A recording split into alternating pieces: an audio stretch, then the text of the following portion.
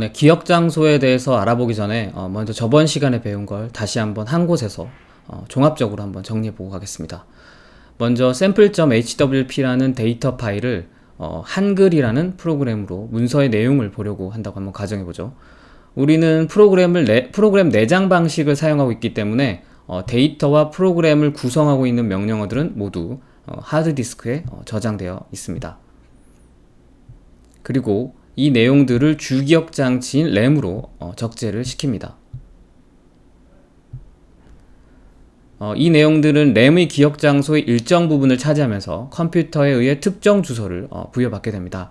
그 다음 순서로 중앙 처리 장치인 CPU는 레지스터와 산술 및 연산 장치로 구성되어 있는데, 램에 특정된 주소로 접근하여 데이터와 명령어를 CPU 안의 기억 장치인 레지스터로 가져옵니다.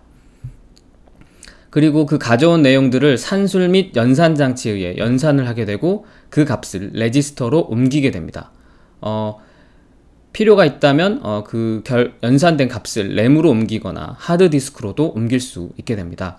그리고 이 상태에서 동일한 값이 존재하게 되는데, 램에 있는 값을 왼쪽 값이라고 지칭하고 레지스터에 있는 값을 오른쪽 값으로 지칭한다고 앞에서 언급했습니다. 이와 같은 컴퓨터가 작동하는 방식을 일단 단순하게 한번 정리해보면, 하드디스크에서 램으로 입력이 일어난 후 램은 그 내용을 기억합니다. 그 기억된 내용을 다시 CPU로 입력을 한 후 CPU는 연산을 하고 그 값을 출력하게 됩니다. 램은 출력된 값을 기억한 후 필요하다면 다시 하드디스크로 출력을 합니다. 그리고 이런 입출력 등을 관리하며 컴퓨터는 제어를 합니다. 이처럼 컴퓨터가 할 수 있는 일에는 입력, 출력, 기억, 연산, 제어가 있습니다. 이번 시간에는 이 중에서 기억을 할 때 쓰이는 기억 장소에 대해서 한번 살펴보겠습니다. 기억 장소는 프로그래밍에서 가장 중요한 부분입니다. 우리가 작성하는 프로그램은 결국은 기억 장소에 들어있는 값을 이용해서 문제를 해결하는 것이기 때문입니다. 예를 들어 요리를 할 때 요리 방법인 레시피도 중요하겠지만 요리를 할 요리 재료가 없다면 레시피는 아무런 소용이 없을 겁니다. 이렇게 지지고 볶고 튀기고 할 요리 재료가 바로 프로그래밍에서는 기억 장소로 볼 수 있습니다. 그럼 먼저 기억 장소의 크기를 나타내는 컴퓨터의 정보 처리 단위에 대해서 한번 알아보겠습니다. 앞에서 설명했듯이 현재 컴퓨터들은 어떤 일을 처리하는 데 필요한 모든 명령어와 관련 데이터들을 램에 두고 CPU에 의해서 명령어를 하나씩 꺼내어 실행시키는 방식을 취하고 있습니다. 이때 컴퓨터가 명령어와 관련된 데이터들을 어떤 식으로 기억 장치에 저장하고 또 이 내용을 처리하기 위해서 CPU가 어떻게 쓰고 그 저장된 값을 읽어내는지를 기억 장소라는 것에 포커스를 맞춰서 한번 살펴보겠습니다. 모든 컴퓨터는 주기억 장치로 사용되는 램을 가지고 있습니다. 이 램의 용량을 확인하려면 먼저 한번 램의 용량을 한번 확인해 보죠. 왼쪽 상단에 있는 사과를 클릭하고 이 맥에 관하여를 한번 클릭해 보면 이런 창이 뜹니다. 여기서 메모리 탭을 클릭하시면 이렇게 메모리의 용량을 확인하실 수 있습니다. 저는 16GB가 내장되어 있는 주기억 장치를 사용하고 있습니다. 일반적으로 컴퓨터를 사용하다 보면 메가바이트, 기가바이트 정도의 단위는 흔히 사용되기 때문에 별 어려움 없이 우리는 이게 어느 정도의 용량인지 가늠할 수가 있습니다. 하지만 이 크기가 프로그래밍에서는 어느 정도의 크기인지는 잘 감이 오지 않을 겁니다. 그래서 프로그래밍에서 어느 정도의 크기인지 가늠해 보려면 기준이 되는 가장 작은 단위로 표현해 보면 알 수가 있을 겁니다. 이 가장 작은 단위를 비트라고 하는데, 비트는 컴퓨터에서 데이터 혹은 정보를 처리하는데 가장 작은 단위를 말합니다. 이 최소 정보 처리 단위인 비트는 컴퓨터가 이해할 수 있는 0 혹은 1을 하나 저장할 수 있습니다. 그런데 한 개의 비트는 0 혹은 1의 극소량의 정보밖에는 표현할 수 없기 때문에 비트는 개개로는 처리되지 않으며 통상 일정한 크기의 그룹 단위로 하여 묶여져서 처리가 되어집니다. 그 일정한 크기의 그룹 단위를 바이트라고 합니다. 바이트란 컴퓨터와 사람 간의 정보를 교환하는 단위로 컴퓨터가 처리하는 최소한의 입출력 단위입니다. 즉 비트는 최소한의 정보 처리 단위이고 바이트는 최소한의 입출력 단위를 말합니다. 컴퓨터는 사람들의 데이터 혹은 정보를 처리하려고 만들었습니다. 우리 사람들의 정보 처리의 최소 단위는 0과 1의 비트가 아니라 숫자, 문자, 기호로서 이를 조합하여 우리는 정보를 처리하고 있습니다. 컴퓨터가 이를 처리하기 위해서는 우리의 정보 처리의 최소 단위인 숫자, 문자, 기호를 표현해야 하죠. 그러기 위해서는 컴퓨터의 최소 정보 처리 단위인 몇 개의 비트를 조합해서 숫자, 문자, 기호 등을 표현할 수 있게 만들어야겠죠. 그래서 8개의 비트를 조합하면 0에서 9까지의 숫자, A에서 Z까지의 영문자, 그리고 특수기호를 표현할 수 있습니다. 그래서 8개의 비트가 묶여진 정보 처리 단위를 바이트라고 하고, 이 바이트는 사람의 정보 처리 단위의 최소 단위를 표현하기 위해 이 크기가 8개의 비트라는 크기가 설정된 것입니다.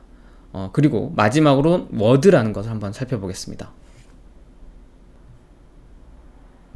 컴퓨터는 CPU, 램, 하드와 같은 입력장치, 기억장치, 연산장치, 제어장치, 그리고 출력장치 등으로 구성되어 있습니다. 그리고 이들 간의 데이터들이 전송되어야 정보 처리가 가능해집니다. 이 데이터들이 전송되어질 때도 비트 단위로 전송되어지는 것이 아니라 8비트, 16비트, 32비트, 64개의 비트의 그룹 단위로 정보가 저장되고 읽혀질 수 있도록 조직되어 있습니다. 즉 명령어와 데이터들이 램으로부터 읽혀져서 CPU로 복사되는데, 이때 한 번에 읽어져서 복사되어지는 비트의 그룹 단위를 워드라고 합니다. 우리가 흔히 말하는 32비트, 64비트 컴퓨터가 이를 지칭하는 것인데요. 32비트 컴퓨터는 램에서 CPU로 한 번에 32비트를 읽어올 수 있고, 64비트 컴퓨터는 한 번에 64비트를 읽어올 수 있는 걸 말합니다.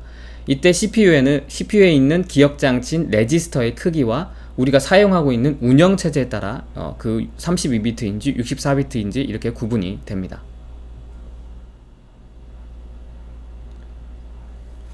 이제 드디어 우리 수업의 목적인 변수에 대해서 한번 살펴보겠습니다. 앞에서 명령어와 데이터가 램에 저장될 때 일정 영역의 주소가 부여되고 그 부분에 명령어와 데이터가 저장된다고 배웠습니다. 예를 들어 램에서 어떤 데이터가 들어있는 주소가 153959번지라고 한번 해보죠. 실제는 이런 형식으로 주소가 부여되진 않으나 편의를 위해서 이렇게 한번 가정해 보겠습니다. 우리가 프로그래밍을 하면서 이 주소에 있는 데이터를 가져오려면 153959번지라는 주소를 명시하고 이 주소에 있는 값을 사용하겠다고 컴퓨터에게 알려야 컴퓨터는 그 주소로 접근을 해서 값을 받아오고 우리는 그 값을 사용할 수 있습니다. 예를 들어 153959번지에 신발을 배달한 후 그 신발을 닫고 다른 색으로 교체하려면 이렇게 프로그램을 작성해야 합니다. 이렇게 숫자로 주소를 명시하는 것도 번거롭지만 만약 여러 데이터들을 사용해야 할 때 그 숫자로 된 주소 안에 무슨 값이 들어있는지도 숫자로 보면 헷갈리게 됩니다. 그리고 데이터들이 많아지면 주소가 수십 수백 개가 될 텐데 그들 사이에 구분도 잘 되지 않을 겁니다. 예를 들어 각 주소에 이런 물건들을 배달하면 우리는 나중에 그 배달 물건들의 색을 바꾸거나 교체할 때 그 숫자로 된 주소만을 가지고는 그 대상을 특정하기 어렵기 때문에 그 주소에 무슨 물건들이 배달되어 있는지를 잘 기억하지 못할 겁니다. 이때 153958번지를 슈즈라는 기호 주소를 사용하면 슈즈라는 명칭을 사용함으로써 이 주소에는 신발이 들어간다는 걸 알 수 있고, 정확한 주소를 모르더라도 우리는 슈즈라는 값을 사용할 수 있게 됩니다. 즉 우리가 프로그램상에서 슈즈라고 지칭하면 컴퓨터는 자동으로 15395번지를 그 슈즈에 매칭시켜 그 주소로 가서 거기에 저장되어 있는 신발을 가지고 닫고 파란색으로 교체할 수 있습니다. 그리고 각 주소마다 이렇게 기호 주소를 사용하게 되면 그 기호 주소의 명칭을 보고 그 주소 안에 무엇이 들어있는지를 쉽게 알 수 있습니다. 슈즈에는 신발이 들어있고, 텔레비전에는 TV가 들어있고, 북에는 책이 들어있는 걸 쉽게 알 수 있습니다. 여기서 기호 주소란 프로그래밍을 효율적으로 하기 위해서 어떤 특정 절대 주소, 즉 숫자로 되어 있는 주소에 대응되는 명칭을 주는 방법을 말합니다. 기호 주소는 기억 장치에서 데이터들을 구별하기 위해 사용하고, 프로그래밍을 할 때 사람이 알기 쉽게 적당한 명칭을 표시한 주소를 말합니다. 그럼 좀 더 우리가 자주 사용하는 것을 비유를 들어서 한번 설명해 보겠습니다. 우리는 동영상, 파일 등을 저장할 때 파일명을 사용합니다. 예를 들어 킹스맨이라는 동영상 파일을 저장한다고 한번 생각해보죠. 일단 파일이 저장되면 이 파일은 하드디스크의 임의 영역에 저장이 되고 주소가 부여됩니다. 이 주소는 숫자로 되어 있겠죠. 그리고 우리는 이 파일이 무엇을 담고 있는지를 나타내기 위해 파일명을 킹스맨이라고 적어 놓습니다. 이렇게 파일명을 적어 놓으면 우리는 이 파일의 내용을 파일명을 보고 알 수 있게 됩니다.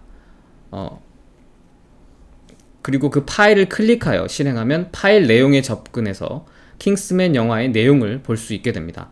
이때 이 파일명이 기호 주소의 역할을 하게 되는 겁니다. 이렇게 파일명과 비슷한 역할을 하는 기호 주소를 사용하면 기호 주소가 절대 주소에 어디에 해당하는지는 시스템이 처리하므로 프로그램 작성자의